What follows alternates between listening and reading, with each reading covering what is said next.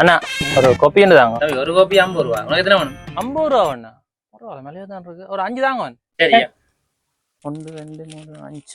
அண்ணா copy இல்லைன்னா கொப்பி என்ன photo கோப்பியா? அது பக்கத்து கடை தம்பி. அண்ணா எழுதுற கோப்பி என்ன? அடே எழுதுற கோப்பி வேணியோ இல்ல வார் இந்தா அண்ணா எனக்கு கோப்பி தாங்க அண்ணா. இந்த கோப்பியில அவனை தெரியல அது கடவுளே. அண்ணா எனக்கு கோப்பி தான் எழுதுற ஒட்டுருள் கோப்பி இருக்குல்ல அதுதான். அப்படி தெளிவா கேளன். இந்த கோப்பி தாங்க. உங்கள்கிட்ட இருந்து ஒரு கொப்பி வாங்குறதுக்கு நான் படுற பாடு.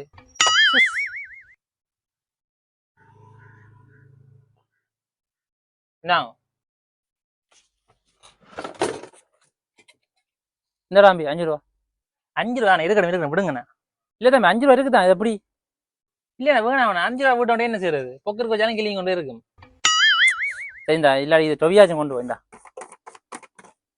இந்தா. சரி தாங்க என்ன செய்யறது. A few moments later. அண்ணா ஒரு ரிங் ஷாப் பேக்கெட் தாங்க.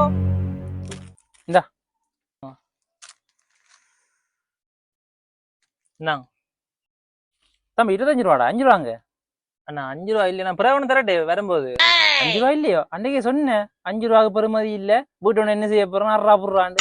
இப்போ 5 ரூபா ராணி நகையில 5 ரூபாண்டு பெருமதியா விட்டு போயில. இந்த கடைக்கு ரெகுலரா வாரினேன் திருப்பியும் வருவேன் கடைக்கு. அதனால விட்டு போனேன். உனக்கு 5 ரூபா வேணும் ஒரு அப்படி 5 ரூபா